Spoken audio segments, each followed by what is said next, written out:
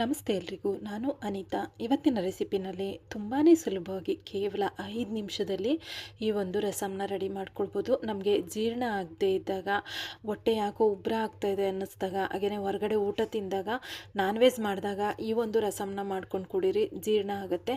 ಇವಾಗ ಮಾಡೋದು ಹೇಗೆ ಅಂತ ನೋಡ್ಕೊಳ್ಳೋಣ. ಅದಕ್ಕೂ ಮುಂಚೆ ನೀವೇನೋ ನನ್ನ ಚಾನಲ್ಗೆ ಸಬ್ಸ್ಕ್ರೈಬ್ ಆಗಿಲ್ಲ ಅಂತಂದರೆ ಪ್ಲೀಸ್ ಸಬ್ಸ್ಕ್ರೈಬ್ ಮಾಡ್ಕೊಳ್ಳಿ. ಪಕ್ಕದಲ್ಲೇ ಇರುವಂಥ ಬೆಲ್ ಬಟನನ್ನು ಕ್ಲಿಕ್ ಮಾಡಿ.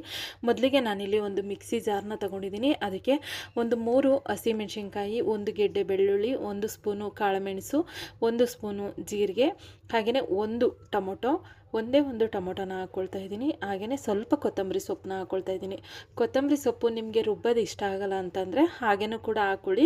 ನಾನಿಲ್ಲಿ ರುಬ್ಕೊಂಡು ಹಾಕ್ಕೊಳ್ತಾ ಇದ್ದೀನಿ. ಇವಾಗ ನೀರು ಹಾಕೋದು ಬೇಡ, ಹಾಗೆಯೇ ತರಿಯಾಗಿ ಈ ರೀತಿ ರುಬ್ಕೊಳ್ಳೋಣ. ತುಂಬ ನೈಸಾಗಿ ರುಬ್ಕೊಳ್ಳೋಕೆ ಹೋಗ್ಬೇಡಿ, ಈ ರೀತಿ ತರಿಯಾಗಿ ರುಬ್ಕೊಳ್ಳಿ.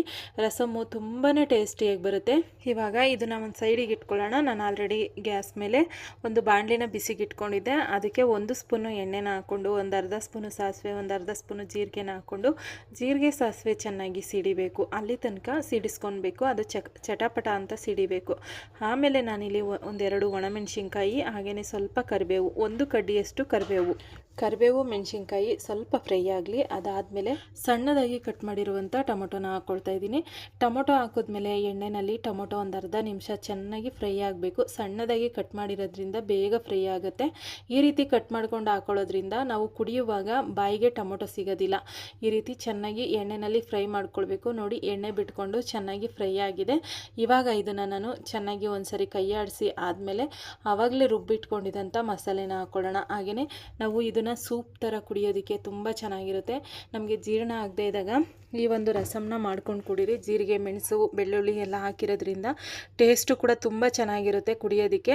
ಇವಾಗ ನೋಡಿ, ರುಬ್ಬಿರುವಂಥ ಮಸಾಲೆನ ಹಾಕ್ಕೊಂಡು ಒಂದು ಅರ್ಧ ನಿಮಿಷ ಚೆನ್ನಾಗಿ ಫ್ರೈ ಮಾಡ್ಕೊಳ್ಳೋಣ. ನಿಜವಾಗ್ಲೂ ನಂಬ್ತೀರಾ ಇಲ್ವೋ ಗೊತ್ತಿಲ್ಲ, ಒಂದು 4ರಿಂದ 5 ನಿಮಿಷ ಸಾಕು ಈ ಒಂದು ರಸಮ್ನ ಮಾಡ್ಕೊಳ್ಳೋದಕ್ಕೆ. ಅಷ್ಟು ಈಸಿಯಾಗಿ ಮಾಡ್ಕೊಳ್ಬೋದು. ಇವಾಗ ನೋಡಿ, ಚೆನ್ನಾಗಿ ನಾನು ಕೂಡ ಎಣ್ಣೆಯಲ್ಲಿ ಫ್ರೈ ಮಾಡ್ಕೊಳ್ತಾ ಇದ್ದೀನಿ. ಇವಾಗ ಚೆನ್ನಾಗಿ ಮಿಕ್ಸ್ ಮಾಡಿ ಆದಮೇಲೆ ಒಂದು ಅರ್ಧ ನಿಮಿಷ ಬಿಟ್ಬಿಟ್ರೆ ಈ ರೀತಿ ಚೆನ್ನಾಗಿ ಫ್ರೈ ಆಗಿರುತ್ತೆ. ಯಾಕೆಂದರೆ ಬೆಳ್ಳುಳ್ಳಿ, ಅದು ಜೀರಿಗೆ, ಮೆಣಸು ಎಲ್ಲ ಹಾಗೆ ಹಾಕಿರ್ತೀವಲ್ಲ, ಅದರಲ್ಲಿರುವಂಥ ಹಸಿ ಸ್ಮೆಲ್ಲೆಲ್ಲ ಹೋಗಬೇಕು. ಅದನ್ನು ಫ್ರೈ ಮಾಡ್ಕೊಂಡಿದ್ದಾದಮೇಲೆ ಇವಾಗ ನಾನು ಒಂದು ನಿಂಬೆಹಣ್ಣು ಗಾತ್ರದ್ದು ಹುಣಸೆಹಣ್ಣನ್ನ ಕಲಸಿಟ್ಕೊಂಡಿದ್ದೆ. ಹುಣಸೆಹಣ್ಣು ಹಾಕೋದ್ರಿಂದ ಒಂದು ಒಳ್ಳೆ ಟೇಸ್ಟ್ ಕೊಡುತ್ತೆ, ಹಾಗೆಯೇ ಆರೋಗ್ಯಕ್ಕೂ ತುಂಬ ಒಳ್ಳೆಯದು. ಹುಣಸೆಹಣ್ಣು ಹುಳಿ ಹಾಕೋದನ್ನು ಮರಿಬೇಡಿ.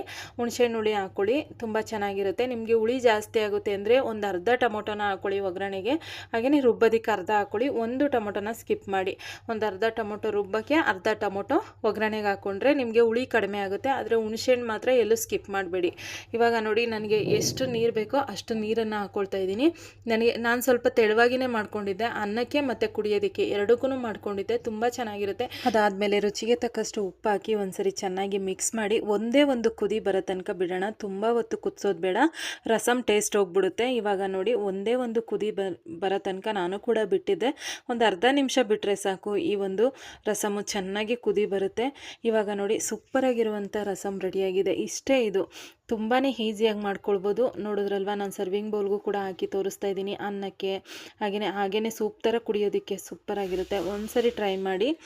ನೋಡಿದ್ರಲ್ವ, ಆರೋಗ್ಯಕರವಾದ ರಸಮ್ನ ಯಾವ ರೀತಿ ಮಾಡೋದು ಅಂತ.